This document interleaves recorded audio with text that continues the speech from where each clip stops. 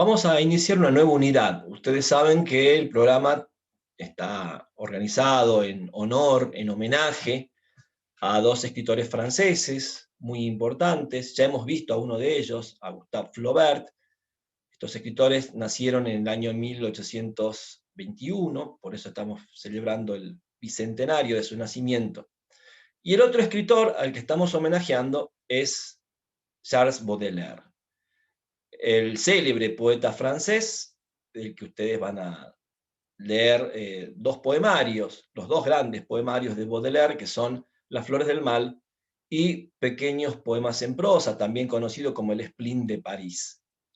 Son los dos textos que ustedes ya tienen en la plataforma y que vamos a trabajar aquí, bueno, primeramente en estas clases previas al receso, y luego ustedes ya, cuando retornemos del receso, van a presentar de manera expositiva, de forma oral, un análisis. Ya les voy a explicar más o menos cómo nos vamos a organizar para ese trabajo práctico. O sea, el trabajo práctico de los textos de Baudelaire va a ser oral y grupal. Bueno, vamos a presentar este autor. Como en el caso de Flaubert, no voy a ahondar demasiado en la biografía del escritor, por el hecho de que ustedes tienen lecturas para realizar en las que, bueno, se recupera la biografía de Baudelaire, sobre todo el hermoso ensayo de Félix de Azúa, el escritor español Félix de Azúa, que se titula Baudelaire y el artista de la vida moderna. Este texto todavía no lo tenemos digitalizado, ya calculo que antes del fin de semana lo vamos a tener listo para compartirlo en la plataforma.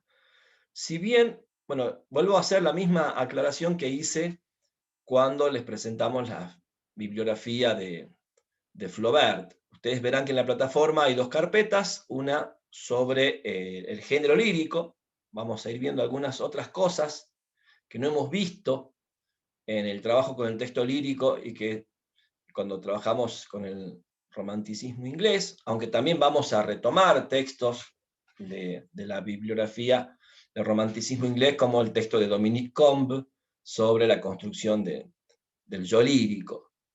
Un poco también la idea es ofrecerles material para que ustedes tengan textos teóricos, textos críticos que les permita ahondar, si no ahora, en otro momento de la carrera o de su ejercicio profesional sobre el género lírico por un lado y sobre la poética de Charles Baudelaire. Y en el caso de Baudelaire también, la bibliografía crítica es bastante abundante, pero ustedes van a ir seleccionando qué leer a partir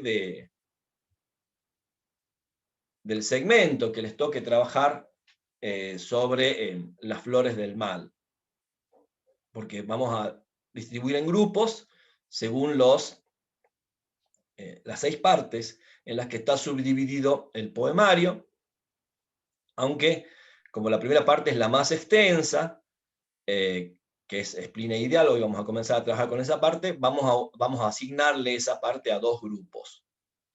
No se asusten, la idea no es trabajar todos los poemas, sino que, bueno, les voy a asignar un poema por grupo, de esa parte que les toque, y ustedes, cada grupo va a seleccionar por aparte otro poema de esa sección para exponer su análisis aquí en clases. Un poco esa va a ser la metodología entonces. Vamos a conformar 7 grupos de no más de 3 personas.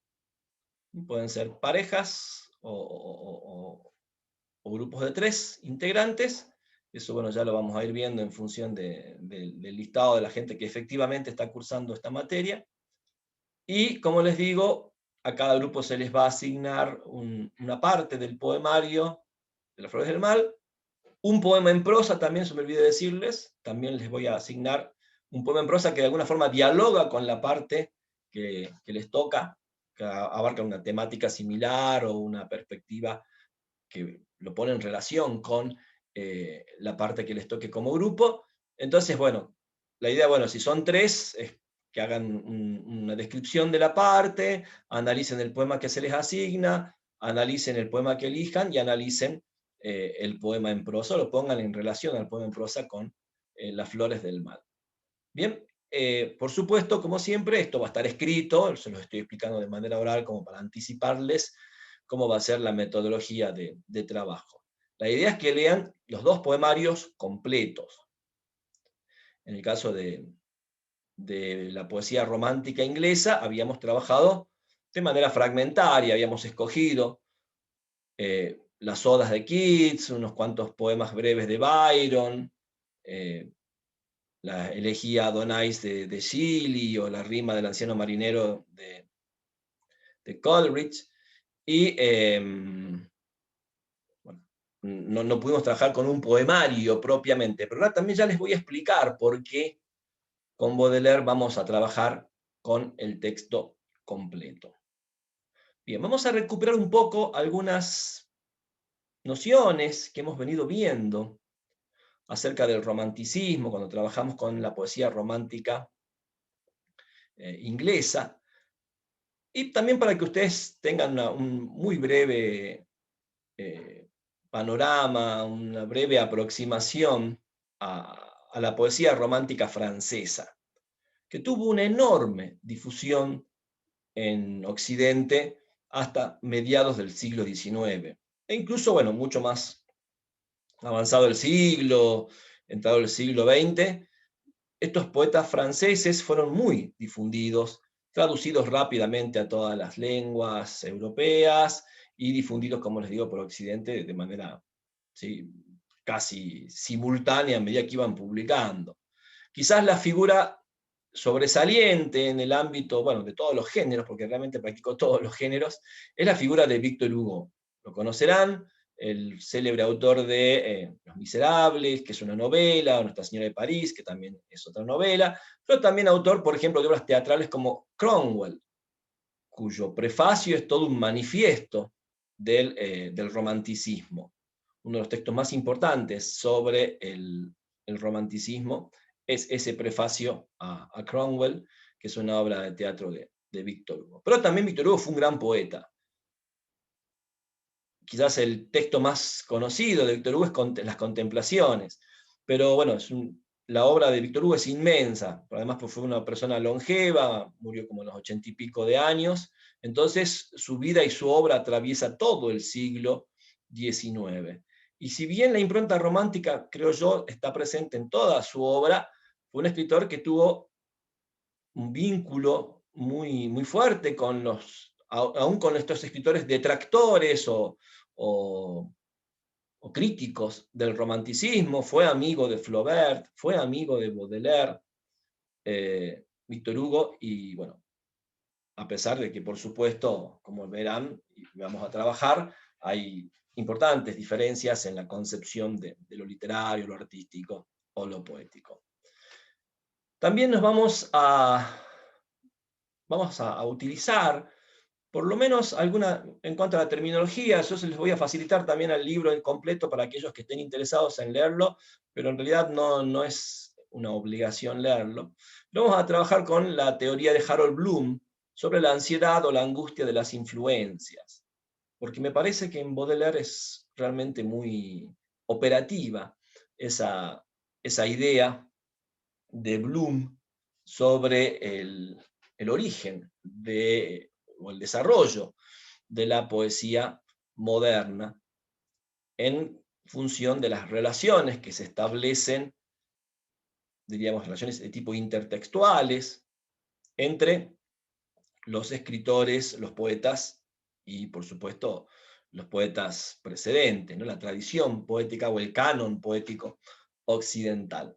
Entonces, también les voy a presentar algunas de las categorías que utiliza Bloom, cuyos nombres son bastante exóticos, ya vamos a hablar de eso. No pretendo que manejen esa terminología, pero sí que entiendan lo que plantea Bloom con respecto al modo de leer que está inscripto en los poemas, el modo de leer la tradición poética, y en este caso, insisto, creo que Baudelaire va a ser muy, muy importante y muy operativo. Bueno, vamos a hacer este breve paseo por la poesía romántica francesa. Yo les he preparado la selección de cuatro poemas, perdón. Dos de otro escritor muy importante del romanticismo francés, como es Alfred de Musset, incluso junto con Lamartine, me parecen como los escritores o los poetas prototípicos del romanticismo, ¿no? Es como si uno quiere ver todas las características del romanticismo que se enuncian en los manuales, bueno, lean algunos poemas de Musset o de Alphonse de Lamartine. En el caso de Musset, tal vez su arte poética sea este poema que yo les voy a leer a continuación, que es el poema La Noche de Mayo, que además también presenta una forma muy particular. Bueno, he seleccionado dos textos de Musset, un texto de otro poeta importantísimo, el romanticismo francés, como es Gérard de Nerval, quizás para ejemplificar la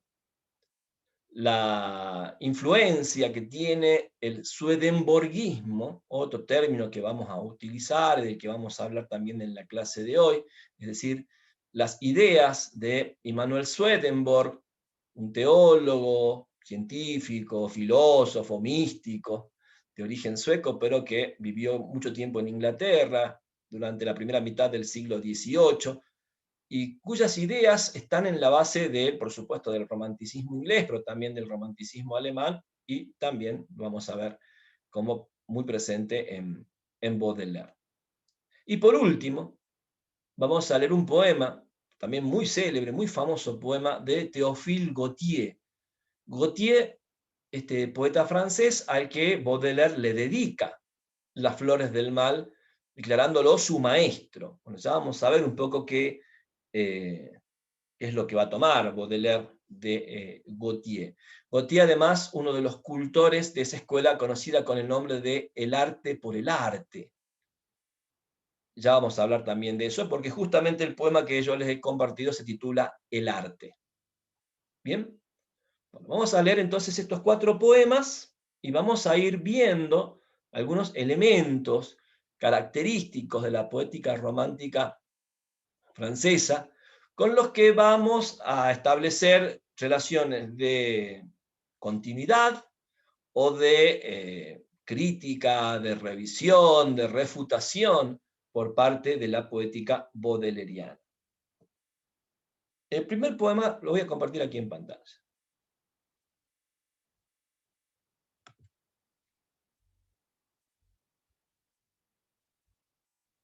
Les decía, el primer poema que he seleccionado es un poema que aparece, un tipo de poema que aparece mucho en la poética francesa, que son esos poemas prólogos, esos poemas con los que se abre muchas veces un texto poético, una colección de poemas.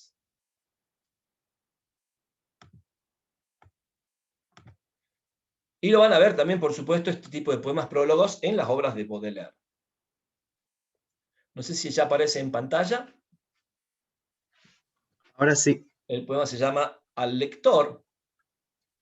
Y es el poema, fíjense, esta es la nota al pie de página, es un soneto preliminar para la edición de las poesías completas de Musset, aparecida en 1840. Fíjense qué interesante, ¿no? De Musset nace en 1810, o sea, tenía 30 años y ya publica sus poesías completas, que es un tomo voluminoso además, ¿no? O sea, era de esos poetas que se pasaba escribiendo realmente, esta especie de máquinas de escribir, ¿no? De la que uno a veces habla cuando hablamos de Balzac en el ámbito de la novela, bueno, de Musset lo es en el ámbito de la poesía. Vuelvo a insistir, fíjense en las fechas, 30 años tenía de Musset cuando escribe este poema prólogo, este soneto preliminar, para encabezar la edición de sus obras completas. También vamos pensando que esa idea de que ya en 1840 los poetas como de Musset publiquen sus poesías completas, da cuenta de la canonización, de la legitimación de la poética romántica en el ámbito del sistema literario. Es decir, están absolutamente consagrados. Han dejado de ser estos escritores, no sé, innovadores, digamos, que están discutiendo o polemizando con la estética neoclásica, que están, bueno, presentando sus propuestas, sus proyectos poéticos. En menos de 10 años, el romanticismo se consagra, se legitima, se canoniza en el ámbito literario, en el campo literario francés.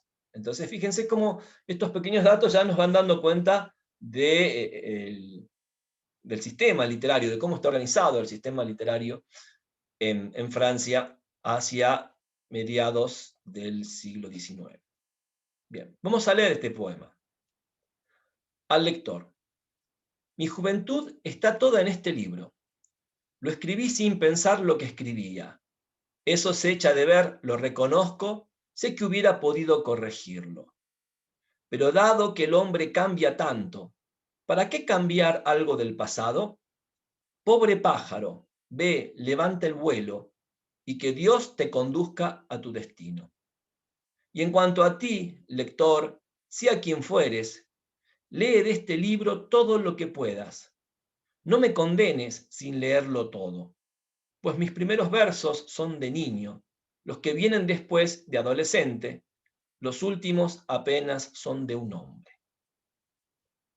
Por supuesto, fíjense que bueno, vemos la forma del soneto, la forma clásica del soneto, que bueno, se pierde en la traducción, por supuesto, que privilegia el sentido del texto.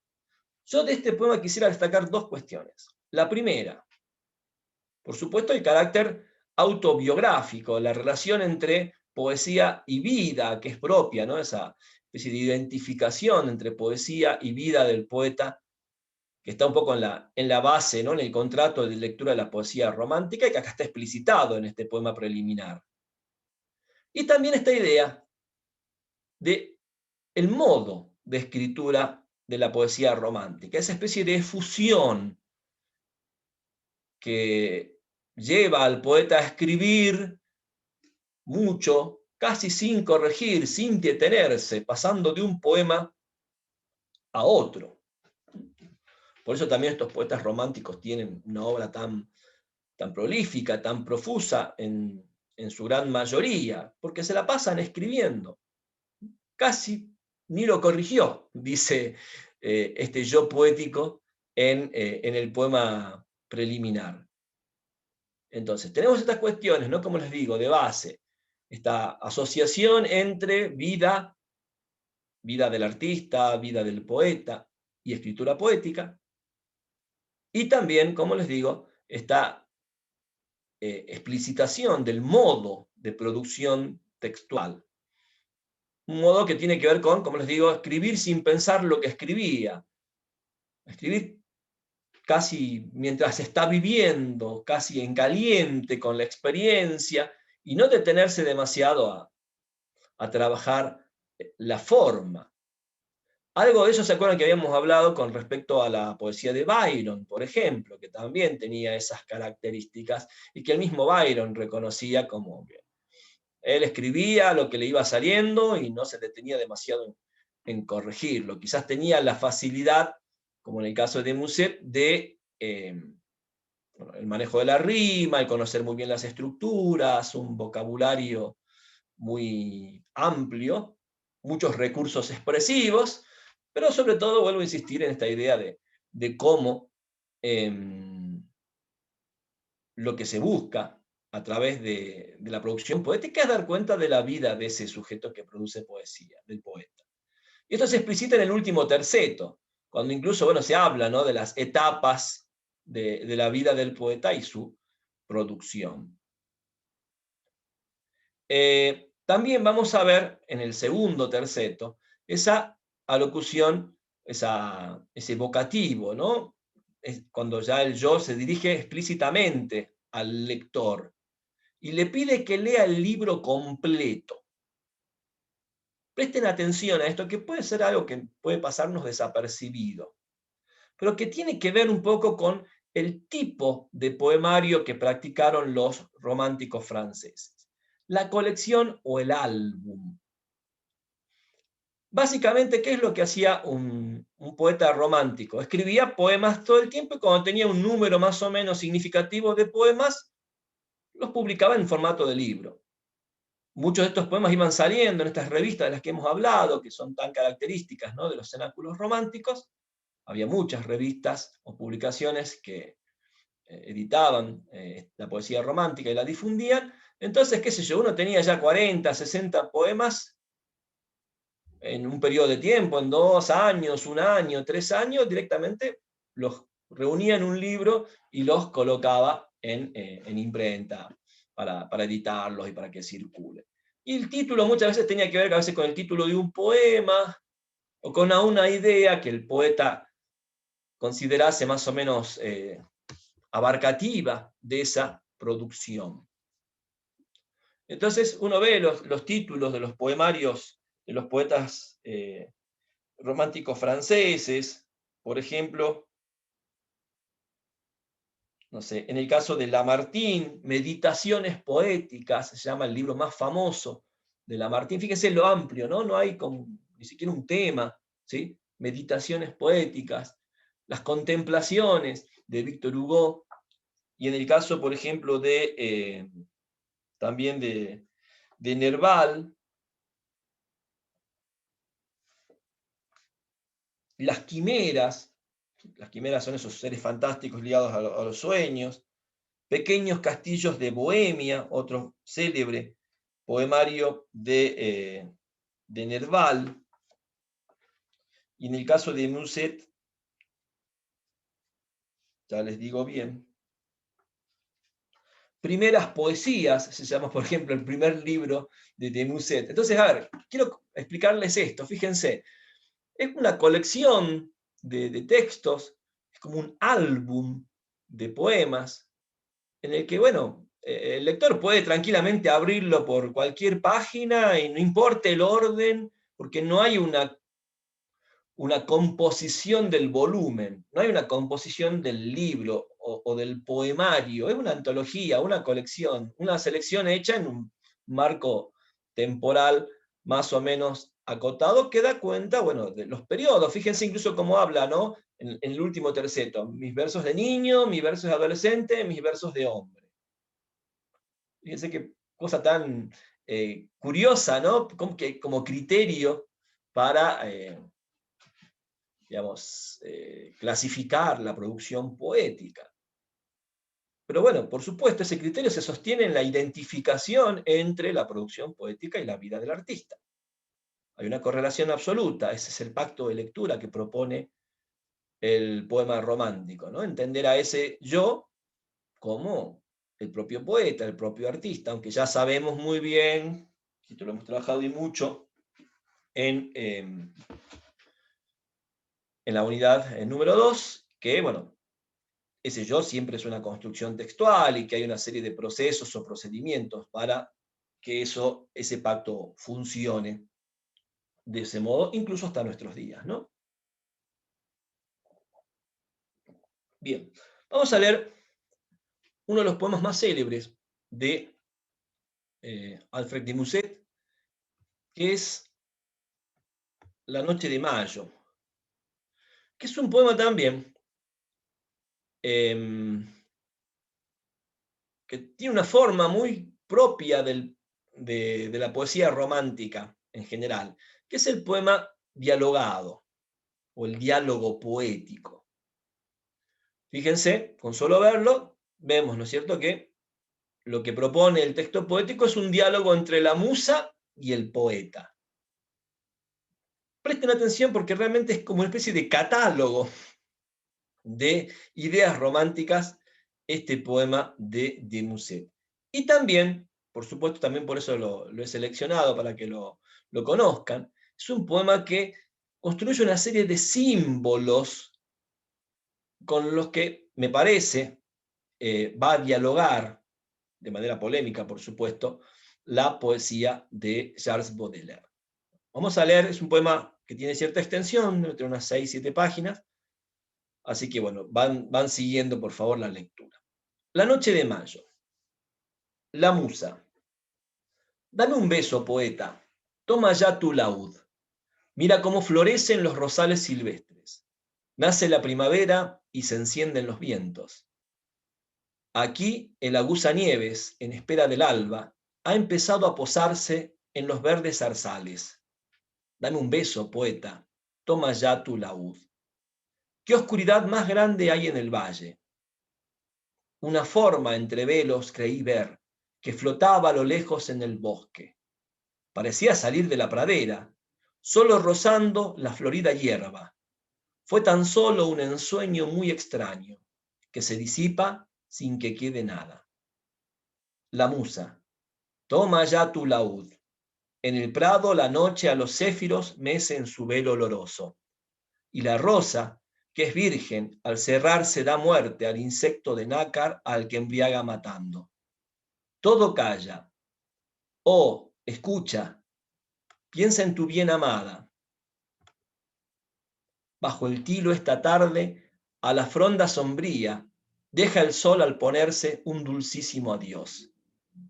Todo va a florecer, la natura inmortal de perfumes, de amor, de murmullos se llena. Dime por qué palpita el corazón. ¿Qué hay dentro de mi pecho que se agita y que me hace sentir horrorizado? ¿Es que acaso no llaman a mi puerta? ¿Por qué estando mi lámpara apagada me deslumbra con tanta claridad? Señor, todo mi cuerpo se estremece. ¿Quién viene? ¿Quién me llama? No era nadie. Estoy solo. Es el ruido del reloj. Oh soledad, oh pobreza, compañeras. Toma tu laúd. La juventud mal vino esta noche fermenta en las venas de Dios. Está inquieto mi pecho, el placer me domina, y la sed de los vientos ponen fuego en mis labios. Oh tú, niño Aragán, mira, soy muy hermosa. ¿No te acuerdas acaso del primer beso mío, cuando estabas tan pálido ante el roce de mi ala e inundado de lágrimas te lanzaste a mis brazos? Consolarte yo supe de un amargo dolor, porque aún siendo muy joven, el amor te mataba. Esta noche consuélame, la esperanza me mata, necesito rezar y vivir hasta el alba.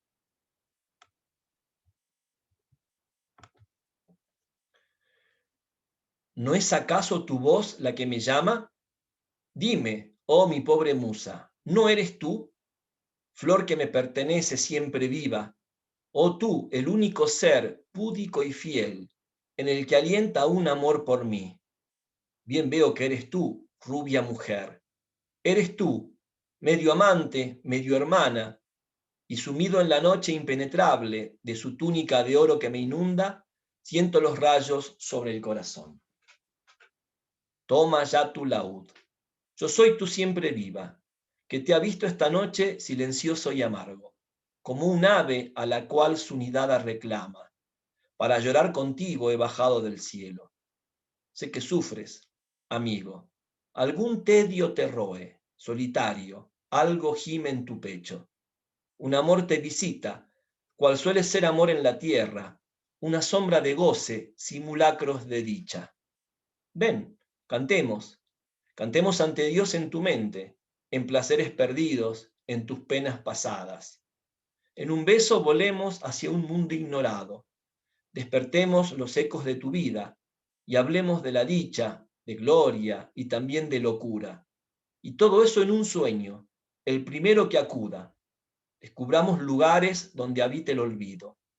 Sí, partamos, tú y yo, nuestro es ya el universo, a la Escocia tan verde, a la Italia morena, y hacia Grecia, mi madre, donde es dulce la miel, Argos y Telión, la de las hecatombes, y la mesa divina que las palomas aman, y la testa pilosa del cambiante Pelión, y el azul Titarese, y aquel golfo de plata, que refleja en sus aguas, donde el cisne se mira, el albor de Olozón a la blanca Camiros. Dime, ¿qué sueño de oro merecerán nuestros cantos? ¿Dónde nacen las lágrimas que tú y yo verteremos? Cuando al alba la luz ha llamado a tus párpados, dime, ¿qué serafín pensativo a tu lado sacudía unas lilas en sus ropas ligeras y te hablaba en voz baja de soñados amores? ¿Cantaremos acaso la tristeza o el júbilo? ¿Llenaremos de sangre batallones de acero? ¿Pintaremos a amantes en escalas de seda? ¿Lanzaremos al viento espumosos corceles? ¿O diremos qué mano en innúmeras lámparas de la casa celeste noche y día se encarga de encender el aceite de la vida santísimo con amor que es eterno?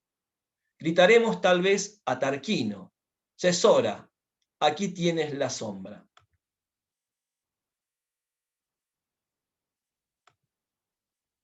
¿Cogeremos la perla del abismo del mar? ¿Llevaremos la cabra a los amargos ébanos? ¿Mostraremos el cielo a la melancolía? ¿Subiremos a cumbres con el gran cazador? Le contempla la sierva que le llora y suplica y le aguarda el brezal sus cervatos apenas. Han nacido. Él se inclina, la degüella y arroja, corazón palpitante, tal despojo a los perros. ¿Pintaremos acaso el rubor de una virgen, dirigiéndose a misa y seguida de un paje, distrayéndose al lado de su madre, en sus labios entreabiertos dejando la oración olvidada? Oye así, temblorosa en los ecos del templo, resonar las espuelas de un audaz caballero. O diremos al héroe de la Francia de antaño, que otra vez con sus armas suba a un alto torreón y que dé nueva vida a la cándida historia que su gloria olvidada enseñó al trovador. ¿Vestiremos de blanco una blanda elegía? ¿Nos dirá su existencia aquel hombre famoso que luchó en Waterloo? ¿Cuántos seres humanos arrancó de este mundo antes que el mensajero de la noche sin fin acudiera a batirle con un solo aletazo y en el pecho que tiene un corazón de hierro sus dos manos cruzara? ¿O pondremos quizás en picota satírica ese nombre que ha sido 7 veces vendido, libelista muy pálido que empujado por hambre sale al fin de su olvido y temblando de envidia y también de impotencia ha querido insultar ensuciando su frente la esperanza del genio y morder el laurel que su aliento manchó? Toma ya tu laúd, no es posible que calle. Perdón. No es posible que calle, me levantan mis alas ante el soplo de mayo. Este viento me arrastra, abandono la tierra, una lágrima tuya, Dios me escucha por fin. Si quieres solamente, hermana mía, un beso de unos labios amistosos y lágrimas vertidas por mis ojos, yo te daré todo eso prontamente. Pero que nuestro amor no se te olvide, si vuelves a ascender a tu alto cielo. Yo no canto en mis versos la esperanza, ni tampoco la gloria, ni la dicha. Ay de mí, ni siquiera el sufrimiento. Mi boca, como ves, guarda silencio para escuchar la voz del corazón.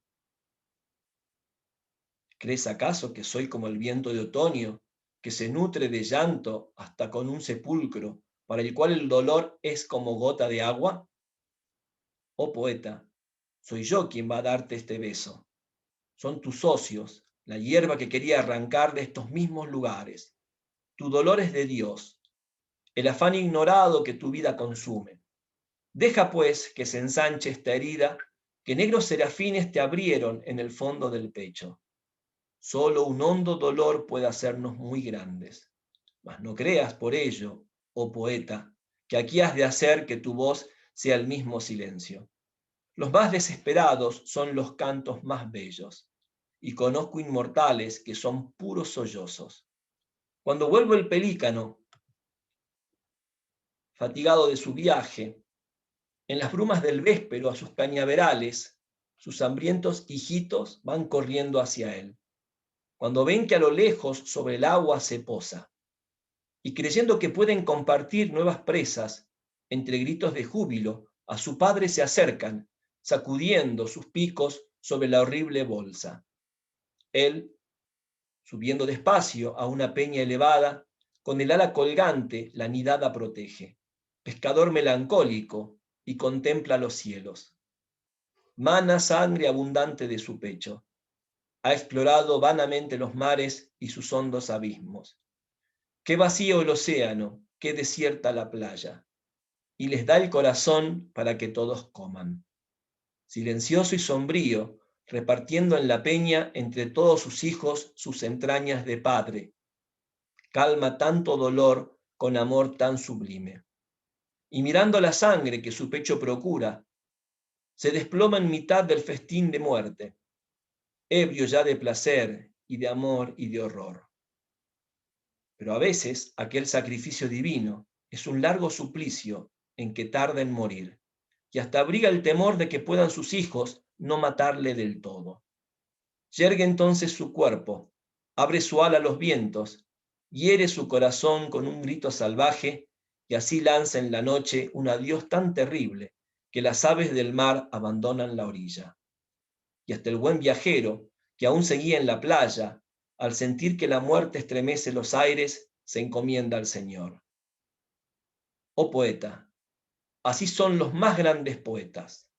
Pueden ser alegría para aquellos que viven, pero aquellos festines tan humanos que sirven en sus fiestas son como un festín de pelícanos. Si nos hablan así de esperanzas truncadas, de tristeza y de olvido, de desdicha y de amor, no es el suyo un concierto que dé algún regocijo. Sus palabras serán cual si fueran espadas. Trazarán en el aire un reguero de luz, pero en ellas hay siempre rojas gotas de sangre. Musa, espectro insaciable, tú no puedes pretender que yo siga este camino. Nadie escribe palabras en la arena mientras sopla con fuerza el aquilón.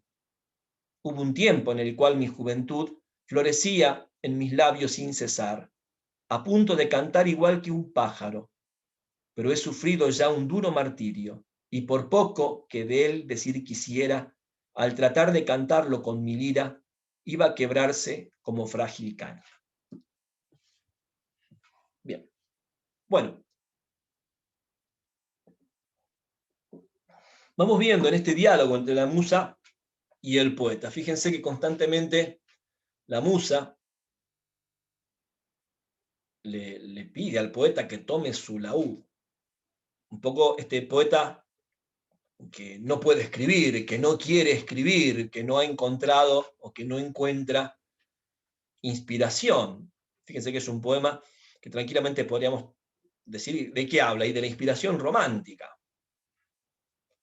Obviamente porque quisiera escribir poemas, no sé, alegres, transmitir alegría a sus lectores. Pero la musa, ¿qué es lo que le dice? Fíjense que es una musa triste, ¿no?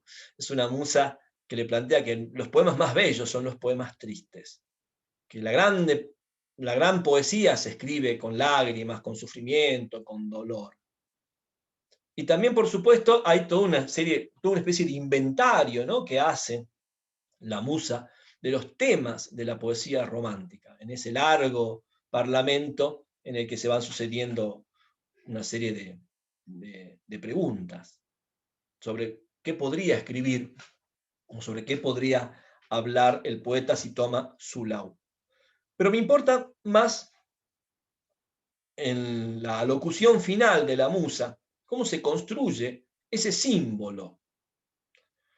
Y toma, al igual que después va a hacer Baudelaire, y lo vimos también en las odas de Keats, sobre todo en la célebre oda a un ruiseñor, el símil con un ave.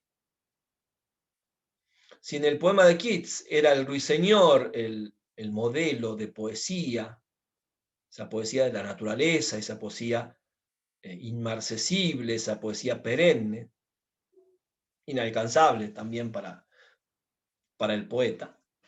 Acá aparece la figura del pelícano. Y fíjense cómo se construye el símbolo. ¿Qué es lo que hace el pelícano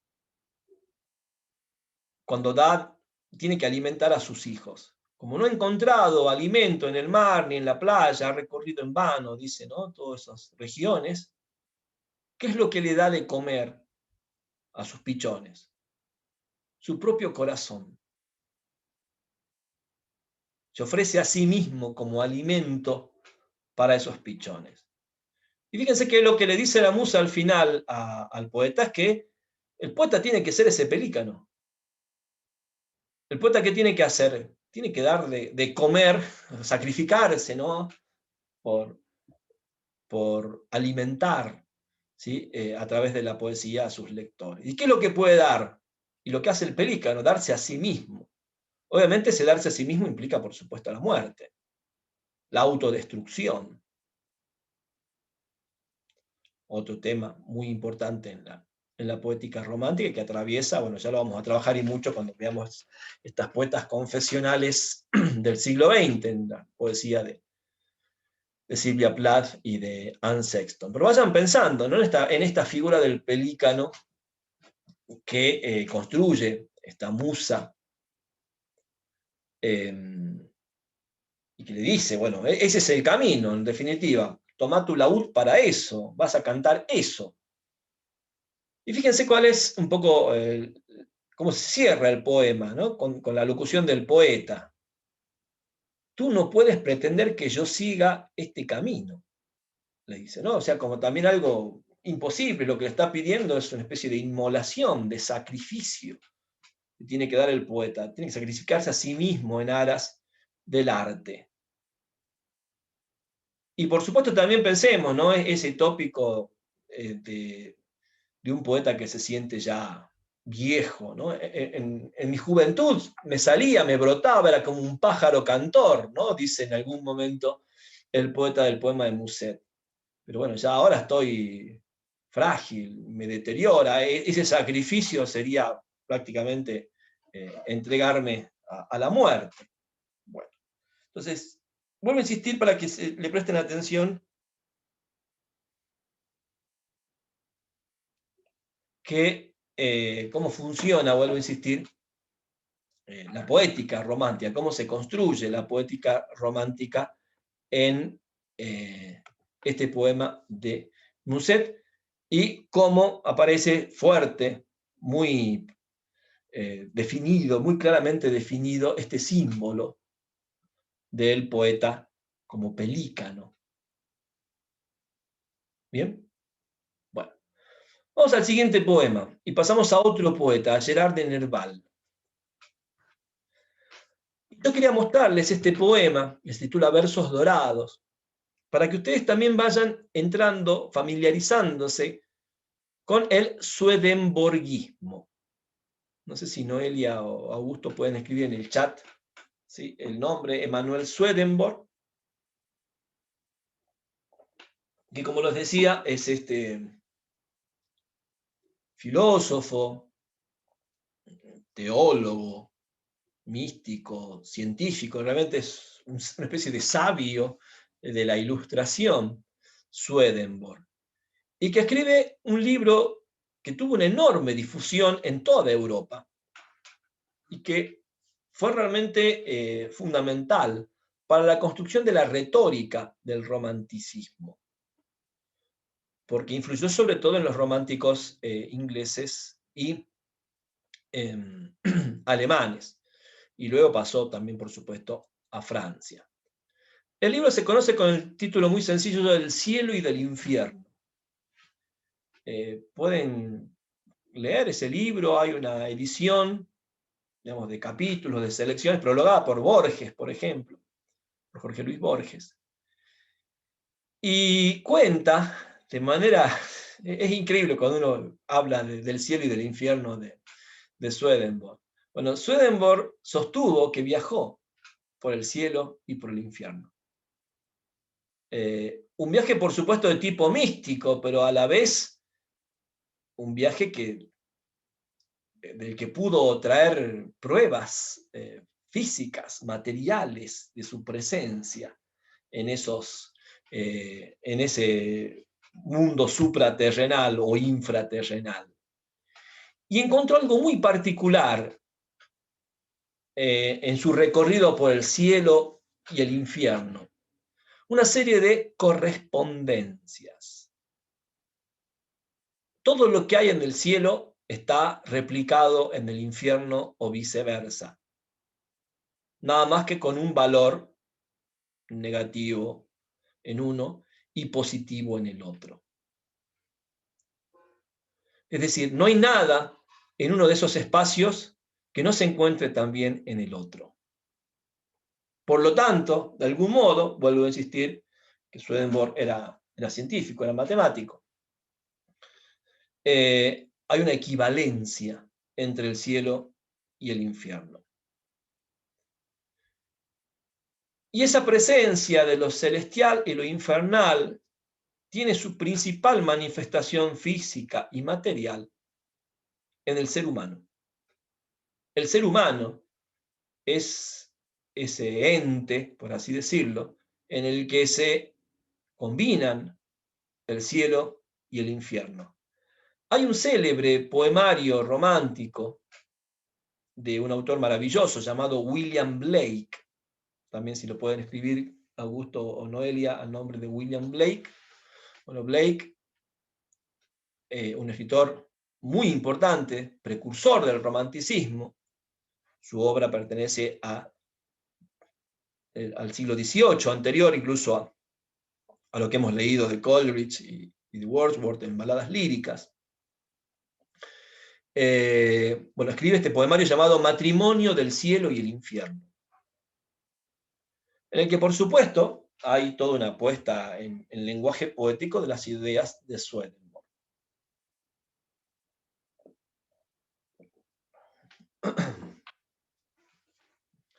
También habría como, y también quizás por eso a Swedenborg se lo difundió mucho, Swedenborg plantea que en el mundo material hay elementos a los que podríamos llamar, no sé, portales, pasajes, que nos permiten entrar en contacto con ese mundo suprasensorial.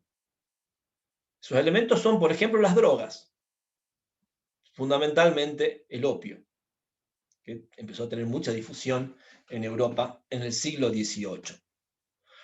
El alcohol, cualquier sustancia embriagante o psicotrópica, como se suele decir, nos abre las puertas de la percepción, como diría Aldous Huxley ya en el siglo XXI. Nos pone en contacto con otro mundo, con otra dimensión. Por supuesto que hay toda una asociación, ¿no?, entre la experiencia de la droga y la experiencia mística.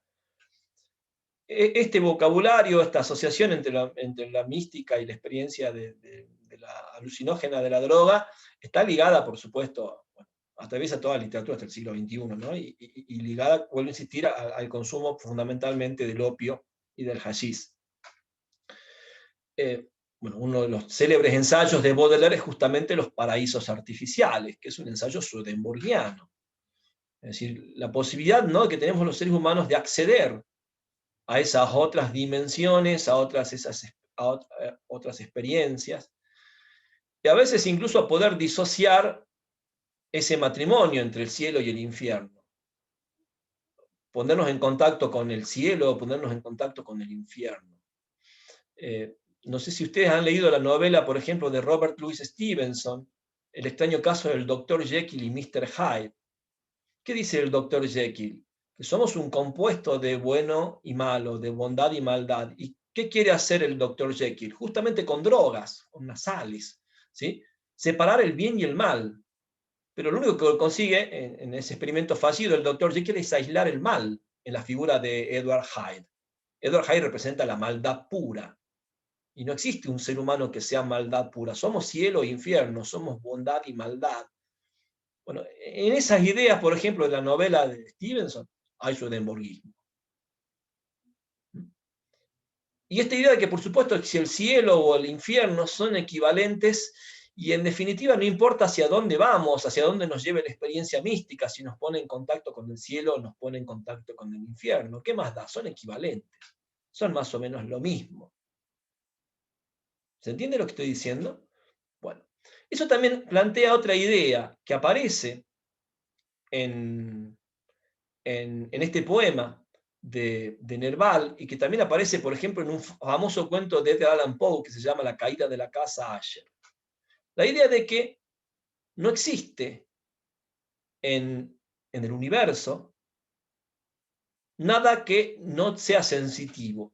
Fíjense el epígrafe del poema. Así es, todo es sensible, dice Pitágoras.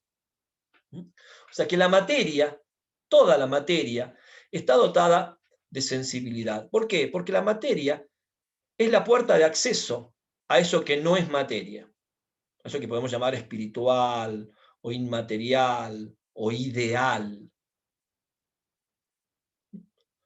O sea, en esa decisión, ¿no?, de lo material o lo inmaterial, en realidad, la única forma de acceder a ese otro espacio inmaterial o ideal, llámesele cielo o llámesele infierno, es justamente a través de la materia.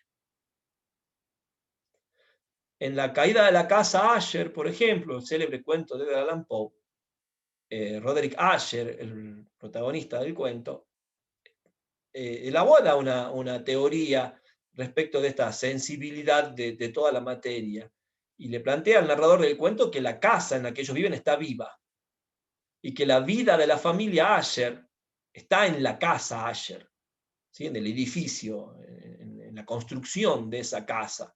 Por eso, hacia el final del cuento, cuando mueren los dos últimos del linaje Asher, Roderick y su hermana, la casa se derrumba. O sea, como que sí.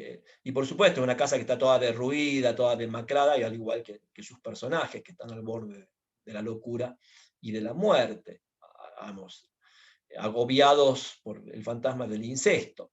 Entonces, bueno, para que ustedes vean, ¿no?, este tipo de ideas estuvieron muy divulgadas a lo largo del siglo XVIII y siglo XIX en la literatura europea, y muchas grandes obras retoman estas ideas swedenborgianas. Ustedes tienen en la bibliografía crítica un texto que se llama El movimiento simbolista, de Ana Balakian, y allí hay un capítulo sobre el swedenborgismo y los románticos, y el swedenborgismo en Baudelaire. También va a ser muy importante el swedenborgismo, por ejemplo, en Rimbaud.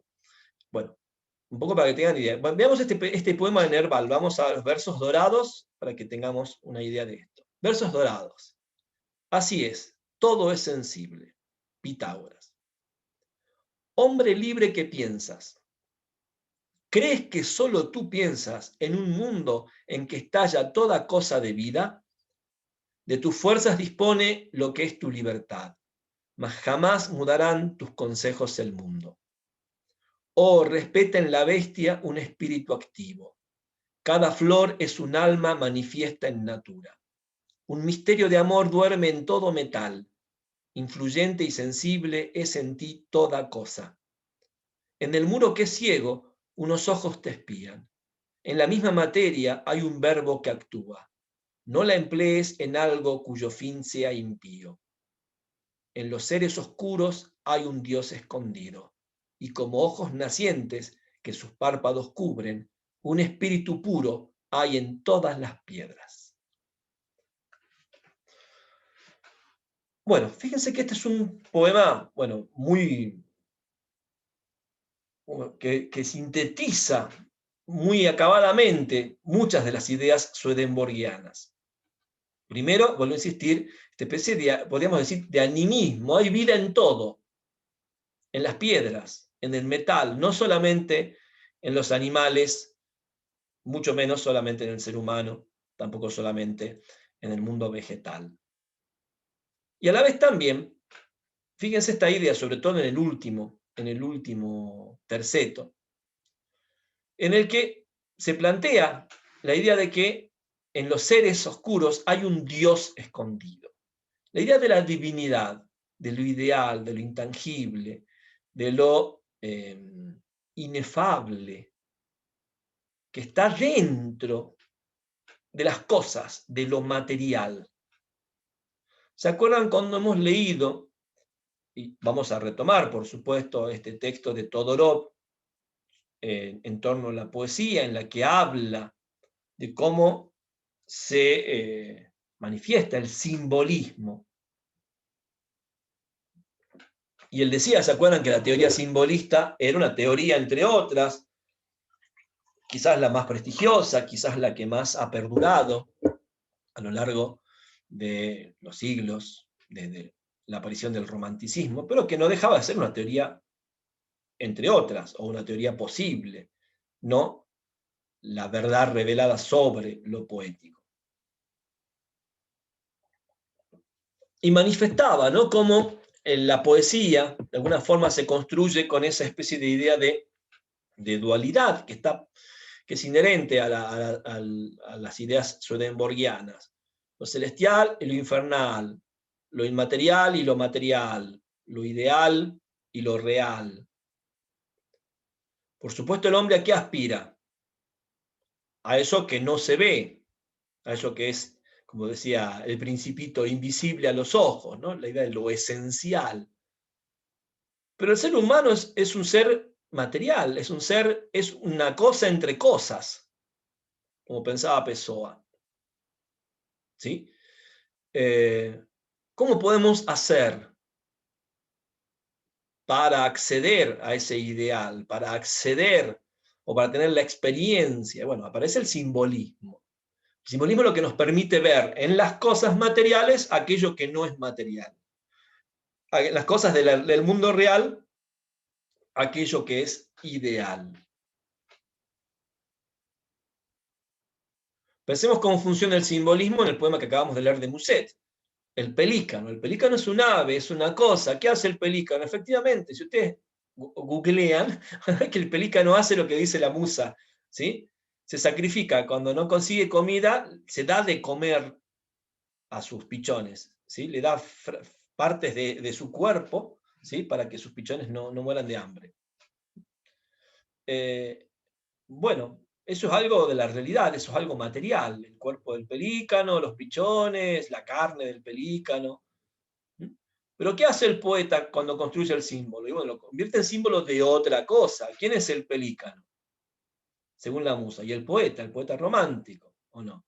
¿Quiénes serían los pichones? Quizás los lectores románticos. ¿Qué tiene que hacer el poeta? Alimentar a los lectores. ¿Con qué los alimenta? Con él, con su propia experiencia, con su propia vida, con sus sentimientos, con sus dolores. ¿Sí? O sea, la carne es una metáfora, ¿o no? No es que tiene que ofrecerles, o sea, una metáfora medio caníbal si se quiere, ¿no? Pero metáfora al fin. Bueno, para que ustedes vean entonces cómo funciona, porque lo vamos a ver operando con estas ideas a Baudelaire constantemente. Y por supuesto, Baudelaire es un escritor formado en la tradición romántica. Es un escritor que tiene un enorme conocimiento, digamos, un conocimiento detalladísimo de la producción poética del romanticismo. No solo francés, porque Baudelaire es un gran traductor, traduce del inglés, ¿sí? Es más, gran parte de su trabajo del que va a vivir más que nada va a ser como traductor y como crítico de arte. Entonces, eso también ya vamos a ir hablando más adelante. De hecho, por ejemplo, traduce a Edgar Allan Poe al francés. Es más, gracias a la traducción de Baudelaire de Poe, Poe va a tener cierta celebridad, porque realmente en Estados Unidos había pasado medio sin pena ni gloria Poe mientras vivió. Se lo había reconocido por algún cuento, algún poema, sobre todo El Cuervo, que había tenido algo de difusión, pero nada más. Murió solo y abandonado, Poe, y en el olvido. Y un poco atraído por el aura de la leyenda negra de Poe, Baudelaire se acerca a su obra. Y no es más, no solo lo traduce, escribe una biografía de Poe, Baudelaire, por ejemplo. Entonces, creo yo que algo, también les compartí en la bibliografía los escritos sobre literatura de Baudelaire, y ahí están los textos sobre Poe. Bueno, para que ustedes más o menos tengan una idea. Bueno, avancemos un poco. Vamos a otro poema del romanticismo francés, en este caso, un poema de Théophile Gautier. Como habrán visto, Baudelaire le dedica Las Flores del Mal a Gautier y lo llama mago, maestro, como el gran poeta de las letras francesas, al que Baudelaire, bueno, lo quiere homenajear con estas Flores del Mal. Entonces, vamos a ver en el poema que les voy a leer a continuación, que se titula El arte, una concepción que entra,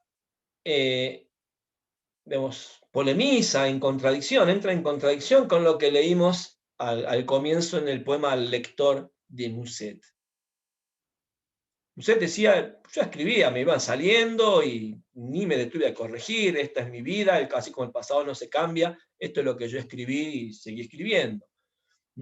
En La noche de mayo también, al final el poeta dice algo así como, cuando yo era joven me brotaban, ¿no?, las palabras, sin ningún problema. Sin embargo, este poeta, Théophile Gautier, también les voy a pedir que escriban el nombre de Gautier, ahí aunque aparece creo que abajo en las notas, ¿no? Gautier. Bueno. Aparece este poema, Esmaltes y Camafeos, fíjense el título, en el mismo año en que se publica Las Flores del Mal, o sea que no es un poema que hubiese estado dentro de la esfera de influencia, por así decirlo, siguiendo a Harold Bloom, de las lecturas de Baudelaire, porque es incluso posterior a la publicación de Las Flores del Mal. Pero es, por supuesto, un arte poética.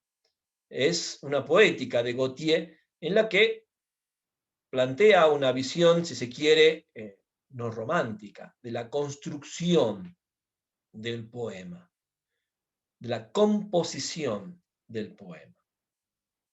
Vamos a ver lo que dice. El arte. Sí, es más bella la obra trabajada con formas más rebeldes como el verso, o el ónice, o el mármol, o el esmalte. Huyamos de postizas sujeciones.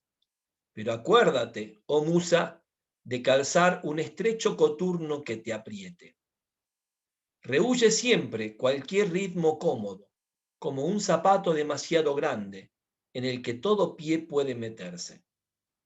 Y tú, escultor, rechaza la blandura del barro al que el pulgar puede dar forma, mientras la inspiración flota lejana. Es mejor que te midas con Carrara o con el Paros duro y exigente, que custodian los más puros contornos. O pídele quizá a Siracusa su bronce, en que resalta firmemente el rasgo más altivo y delicioso. Con la delicadeza de tu mano, descubre, dibujando en una veta de ágata el perfil del dios Apolo. Huye, pintor, de la acuarela y fija el color demasiado desvaído en el horno de los esmaltadores. Haz que sean azules las sirenas y retuerzan de 100 modos distintos los heráldicos monstruos sus figuras. En el lóbulo triple de su nimbo, la Virgen con el niño en cuya mano hay la esfera con una cruz encima. Todo pasa, tan solo el arte fuerte posee la eternidad. Únicamente el busto sobrevive a la ciudad, y la moneda rústica y austera que un labriego ha encontrado bajo tierra recuerda que existió un emperador. Hasta los mismos dioses al fin mueren, mas los versos perfectos permanecen y duran más que imágenes de bronce. Artista, esculpe, lima o bien cincela, que se selle tu sueño fluctuante en el bloque que opone resistencia. Bien. Podrán observar en este poema, entonces, como el yo se dirige a una serie de artistas y a todos les propone de manera común, de manera recurrente, el trabajo con materiales firmes, duros, difíciles. Podemos, por supuesto, pensar que todos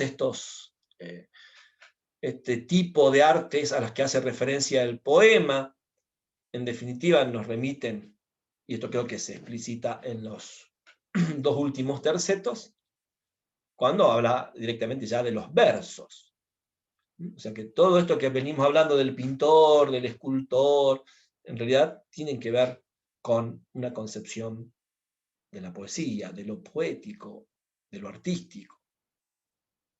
Y también vemos algo que ya hemos visto en la primera unidad, cuando trabajábamos con Bloom, esa conciencia canónica.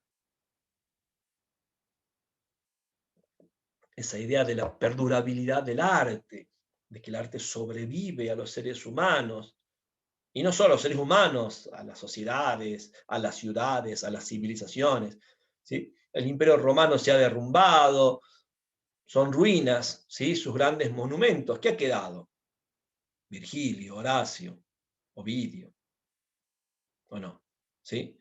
¿Qué ha quedado de la Grecia ateniense, de la Grecia de Pericles? Y las tragedias, las comedias, los versos, ¿o no?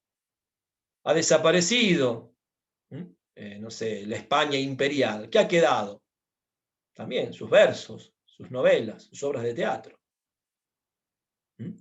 Esa es un poco la idea, ¿no? Que sostiene la idea del canon, este tipo de obras inmortales que sobreviven a todo tipo de catástrofe, a toda ruina imperial, no solamente a la muerte del artista. Es mucho más fuerte todavía, ¿no? Su valor. Bueno, acá aparece claramente. Pero para construir esa obra perenne, ¿qué tiene que hacer el artista? Y trabajarla, trabajar ese material duro, difícil, complejo. Vuelvo a insistir, está en las antípodas esta propuesta de Gautier de la idea que abre las poesías completas de Musset. Y por supuesto, es en este camino, en el camino de Gautier, por el que va a ir transitando, la poética de Baudelaire. Además también, en este poema no aparece con tanta claridad, pero en otros poemas de Gautier sí están enunciadas las ideas del arte por el arte, que tienen que ver con la idea de una autonomía de lo artístico, de la producción artística que no puede estar supeditada a lo religioso, a lo moral, a lo económico, a lo político. O sea, que no se puede usar la poesía o usar el arte como medio de propaganda. Obviamente sí se puede, pero para Gautier y para estos artistas eso no sería arte. No se puede evaluar una obra artística desde parámetros morales o religiosos. Estamos pensando en esto que también tiene que ver con el canon, la autonomía del arte, la literatura como una producción autónoma, no supeditada a otras instituciones que no sean las propiamente literarias. Si es que algo así existe, también se lo vamos a pensar, ¿no? Es una especie de proyecto, de programa ideológico en el arte occidental y podemos discutirlo desde otras perspectivas teóricas, si algo así realmente se puede dar o puede existir. Bueno, dejo de compartir.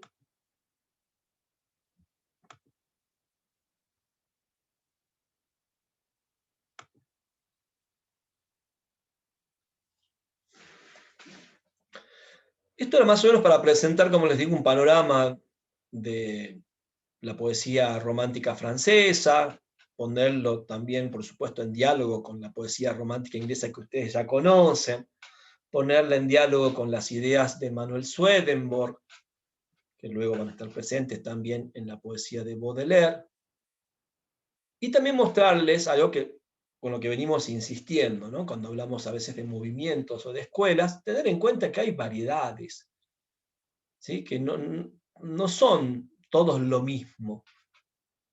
O sea, dentro del romanticismo podemos encontrar muchas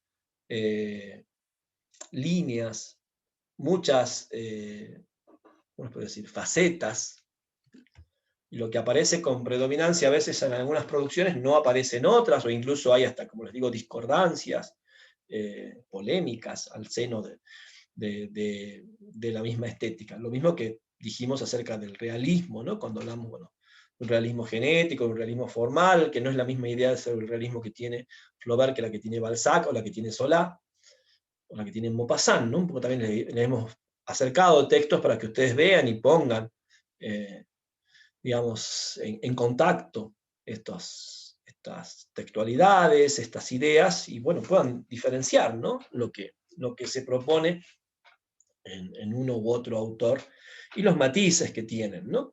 Quizás no para para seguir pensando como bloques, ¿sí? Unívocos, monolíticos, que no tienen ningún tipo de facetas cuando hablamos de realismo o de romanticismo. Incluso también, por supuesto, seguimos pensando la relación entre realismo y romanticismo no como una relación de mera oposición, ¿no? O de suplantación, sino todo lo contrario, una cantidad de diálogos que se establecen.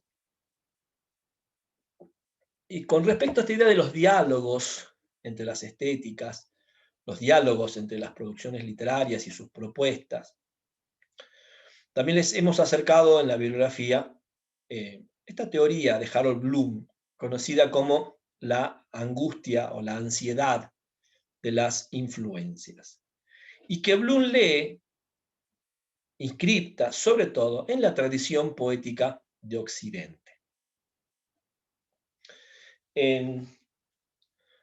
Simplemente les hemos compartido el estudio preliminar. Si a alguien le interesa y quiere ahondar un poco en esta teoría, puedo dejar el libro para que lo fotocopien, porque es un libro también que no se consigue muy fácilmente, y lo lean. Por ahí tiene muchos ejemplos tomados, bueno, como suele pasar con Bloom, de la literatura o de la poesía anglosajona, norteamericana sobre todo, pero bueno, quizás nos ayude o los pueda ayudar a ustedes a ver algunas cuestiones ligadas a,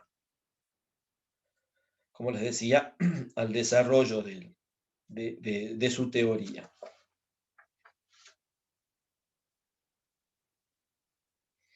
Bueno, la teoría de Bloom, y lo explicita, como les digo en el prefacio, se desarrolla a partir de las ideas de Nietzsche, desarrolladas en El origen de la tragedia y en Genealogía de la moral, y también de varias ideas freudianas. De hecho, usar la palabra ansiedad o angustia inmediatamente nos remite, ¿no? al lenguaje psicoanalítico. Y por supuesto también está en la base de la teoría de Bloom lo que conocemos como teoría de la intertextualidad. Bueno, acá por supuesto también hay que ver algunas cuestiones institucionales, ¿no? Esta especie de rivalidad entre las escuelas críticas anglosajonas y la escuela francesa, lo que se conoce como la teoría francesa, en la que, bueno, por supuesto están Foucault, Barthes, Kristeva, Genet y otros escritores que ustedes conocen, y que sobre todo están en la formación de esta universidad, ¿no? Un poco cuando uno trabaja en las teorías literarias subyacentes en las cátedras de literatura y también en la cátedra de teoría literaria, por lo general en esta universidad siempre ha tenido un predominio la tradición crítica francesa. De hecho, ustedes todos conocen estos nombres, ¿no? Les suenan todos familiares, ¿no? A Barthes, Kristeva, Todorov, Genet, Foucault. Y de hecho imagino que los han leído en distintas cátedras. Pero por ahí también hay toda una tradición anglosajona que, vuelvo a insistir, no está muy presente en nuestra formación. Entonces, bueno, Bloom toma también parte de esa tradición. Y bueno, la adapta o la vuelve más, si se quiere, de base más psicoanalítica en relación a lo que sería la teoría de la intertextualidad. Pero podemos establecer algunos parámetros, digamos, algunas analogías. La idea, por supuesto, de que nadie escribe de la nada. No existe una producción, no solo poética, literaria en general, artística en general, que surge de la nada. Toda producción entra en diálogo con producciones precedentes. El hecho de escribir poesía implica haberla leído.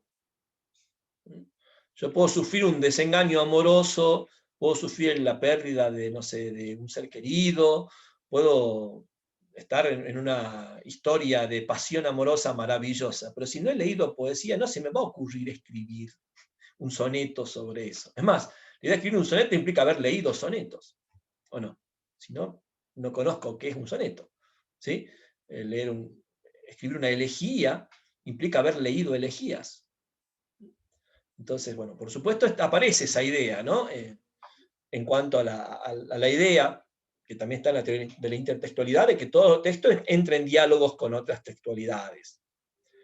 Pero Bloom lo que plantea es una especie de modalidad del diálogo. O sea, ¿de dónde surge? Y cómo se inscribe en el texto esa relación que tiene un poeta con las poéticas precedentes. ¿Se entiende lo que estoy diciendo? Es decir, no solamente decir, bueno, acá hay una relación intertextual, no sé, en el caso de Baudelaire, con Victor Hugo, con Gautier, con los románticos, con Swedenborg, sino cómo se modula esa relación. Y esa modulación, esta es la teoría de Bloom, tiene que ver con una especie de mala lectura, mala interpretación. A veces incluso, y esto lo va a trabajar muy bien, por ejemplo, Piglia, con una mala interpretación intencionada, ¿sí? de la tradición precedente. Entonces, bueno, ustedes van a ver cómo Bloom, por ejemplo, habla de 6 pautas revisionarias. O sea, hay 6 formas, entiende Bloom, en que un poeta revisiona las poéticas que lo formaron como poeta. Las distorsiona, las desguaza, las niega, incluso. Bueno, ya vamos a verle esas modulaciones. Le va a poner una serie de nombres, bueno, tomados de distintas tradiciones, judía, qué sé yo, griega, bueno, esas cosas medio de erudición que le encanta a Bloom exhibir y por lo que se lo ha criticado tanto muchas veces. Pero más allá de esa cuestión, creo yo que importa pensar los modos en que determinadas producciones, según Bloom, lo que consideramos las canónicas, las más importantes, las que han perdurado, las que se han impuesto en la historia de la cultura occidental, trabajan con esto, ¿sí? Tienen conciencia de la tradición en la que se forma esa producción, pero a la vez intentan diferenciarse de esa tradición. Entonces, una pauta, por ejemplo, los nombres están ahí en el texto, no quiero que se los aprendan de memoria, ni mucho menos, pero vamos pensando algunas modulaciones. Por ejemplo, la primera pauta sería el clinamen, este es el nombre que le da Bloom. Y dice es propiamente la malinterpretación o equívoco poéticos. La mala lectura, la mala traducción. Pensemos que a veces, por supuesto, en el caso de la poesía, hay toda una tradición de poesía escrita, por ejemplo, en lenguas clásicas.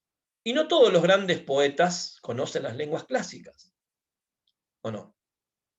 O sea, pensemos la famosa burla a Shakespeare, ¿no? De que sabía poco latín y menos griego. Ben Jonson se burlaba, ¿no? De que Shakespeare no tenía formación universitaria, apenas lo que sería el equivalente hoy a una especie de primaria, las escuelas parroquiales, ¿sí? Las grammar school que había en Inglaterra del siglo XVI.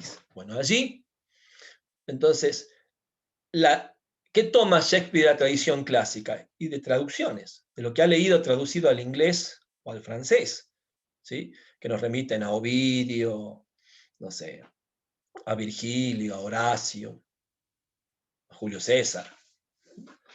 Y por supuesto, a veces las traducciones no son buenas. Sabemos, ¿no? Hemos leído justamente cómo funcionan las tradiciones en una cultura. Entonces, a veces hay equívocos poéticos, hay malas lecturas, eso sería el clinamen. Alguien lee un poeta, pero lo lee desde un lugar equivocado, si se quiere. Luego tenemos tesera, sería la segunda pauta revisionaria, que tiene que ver con la antítesis. Ya cuando yo quiero invertir, me quiero oponer. sea, me he formado en una poética y de repente quiero construir la poética antitética a esa poética que me ha conformado.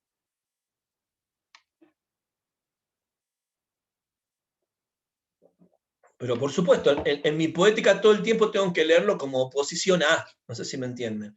O sea, la comprensión de la poética de determinado autor se da en función de la poética a la que se está oponiendo.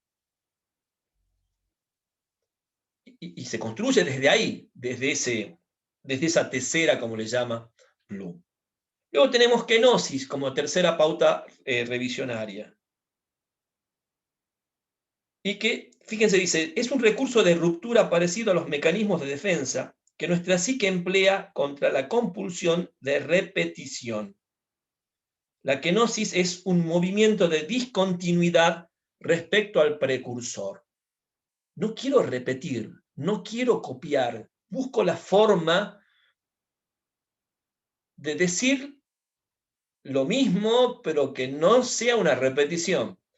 A ver, acá estaría la maravillosa paradoja del cuento de Borges, Pierre Menard, el autor del Quijote, ¿o no? ¿Sí? ¿Se acuerdan o conocen ese cuento que está en Ficciones de Borges?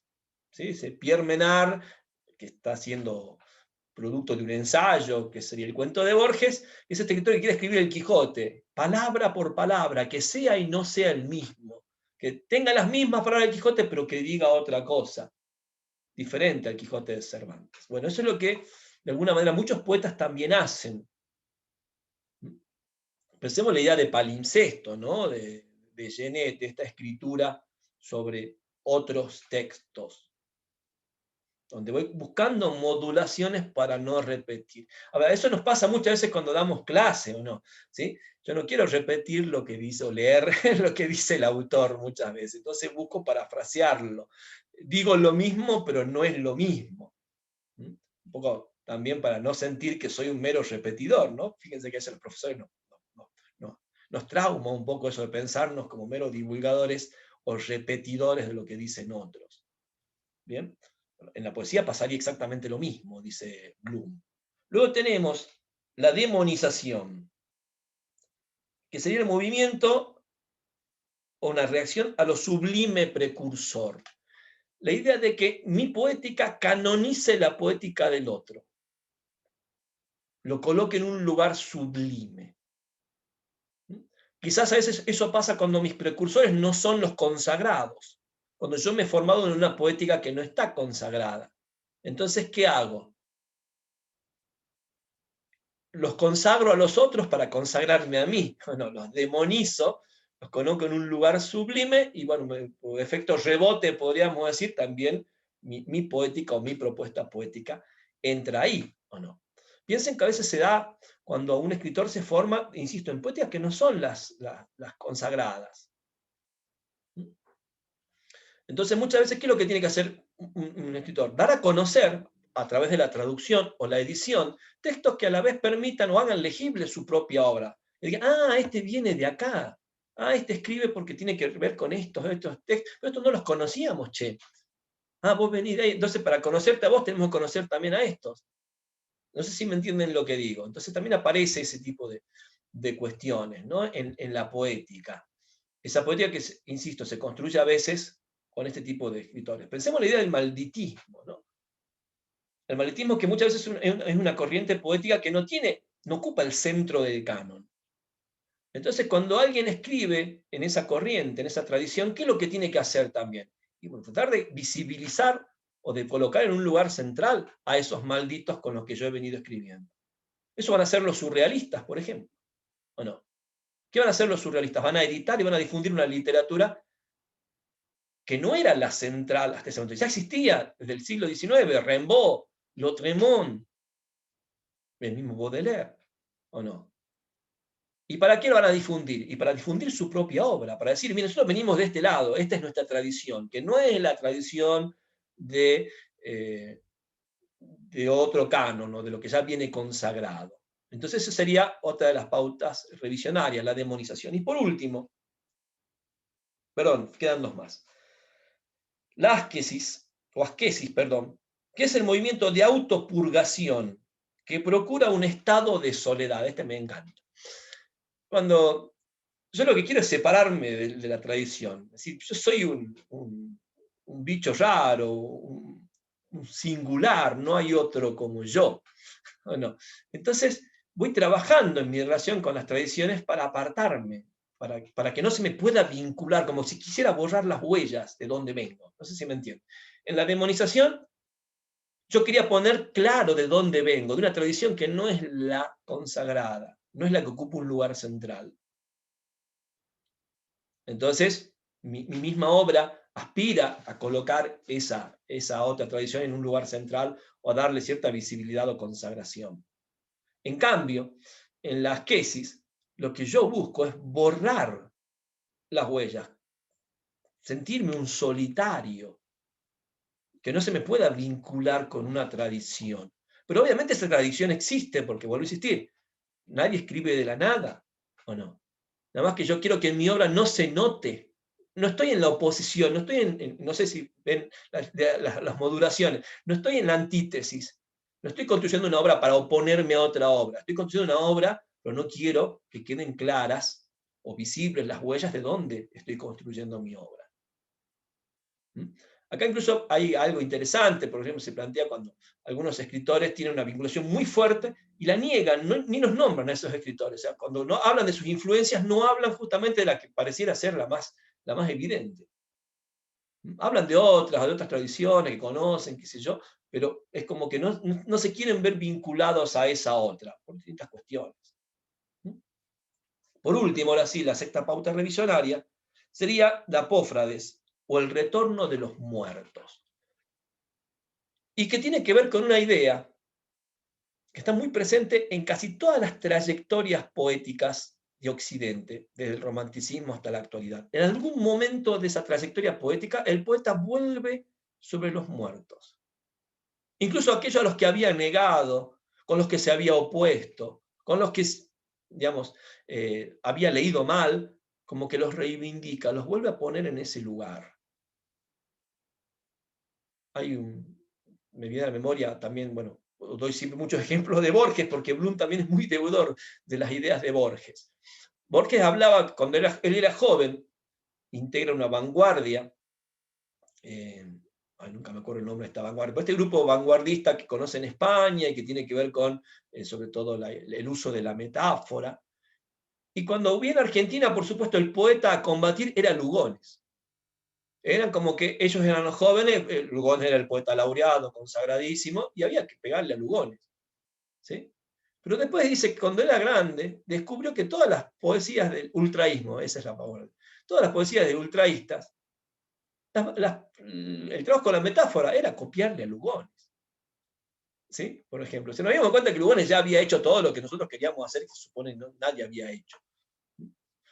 Fíjense, muchos escritores en algún momento de su trayectoria poética, cómo se vuelven clásicos o adoptan poéticas más clasicistas. Y tiene que ver con esa especie de retorno de los muertos, del que habla Bloom. Entonces, fíjense estas 6 posibles pautas revisionarias, como las llama Bloom, 6 formas en las que de algún modo una poética se vincula con las poéticas precedentes. Y eso da cuenta, por supuesto, de esto que Bloom llama conciencia canónica, de que la producción literaria en Occidente no se produce de manera ingenua, inocente, de que simplemente a la manera romántica tengo ganas de escribir y escribo. No. Quizás haya escritores así, pero la sospecha de que ese tipo de escrituras no consiguen ningún tipo de perdurabilidad, de visibilidad, de difusión, de permanencia, de canonización. ¿Por qué? Y porque no operan con las tradiciones literarias, no operan con esa conciencia de que un texto se produce no porque vino la musa, me inspiró, porque me pasó algo en la vida tremendo y quiero contarlo, o quiero poetizarlo, o he visto algo muy lindo y quiero decir sobre eso. Esa poesía se escribe seguramente. Pensemos en las teorías de la poesía de la que habla Todorov, la poesía ornamental o la poesía emotiva, pero difícilmente ese tipo de producciones encuentre cabida en el sistema literario, ocupe un lugar central en el cual sea difundida, revisada, valorizada, etc. Bueno, vamos pensando también, y esto lo plantea muchas veces Bloom, el lugar que ocupamos los críticos, ¿no? Los profesores de literatura, los estudiosos de la literatura, en ver en cómo se produce esa pauta revisionaria, esa forma de relación entre una poética y otra. ¿Bien? Bueno, vamos a dejar para la próxima clase ya la lectura de por lo menos los primeros poemas, tanto el poema prólogo de Las Flores del Mal, como el prólogo y también el poema prólogo de Pequeños Poemas en Prosa. Vamos a hablar de esos textos que abren los poemarios de Baudelaire. Voy a hacer referencia a esta idea de la composición del poemario, al modo en que Baudelaire piensa y va desarrollando este poemario que es Las Flores del Mal como una unidad, o no como un álbum, no como una colección de poemas simplemente. Y también, bueno, vamos a analizar los primeros poemas de Las Flores del Mal, que están en esa sección titulada Spleen e Ideal. Y vamos a hablar del spleen, del tedio, de la vida moderna o del hombre moderno. Bueno, ustedes tienen bastante bibliografía sobre la cuestión de la modernidad en Baudelaire, tienen a Walter Benjamin, tienen a Antoine Compagnon.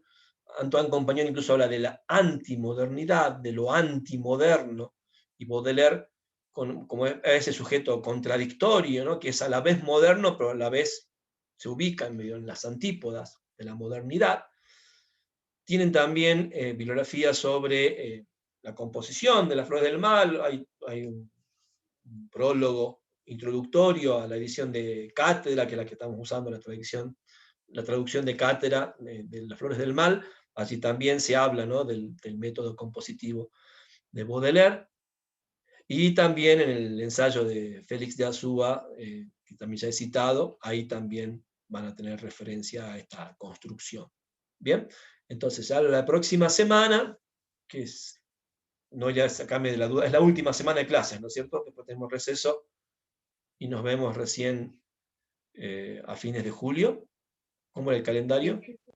Exactamente. Bueno, el próximo miércoles entonces vamos a trabajar con los 4 primeros poemas de Spleen e Ideal y con estos poemas prólogos, y ya les vamos a acercar las consignas de trabajo para que las tengan presentes y desarrollen el trabajo práctico. Como les digo, va a ser para la vuelta a clases luego del receso invernal. Bueno, esto sería todo por hoy. No sé si alguien tiene alguna consulta, alguna duda, alguna pregunta que quieran hacer.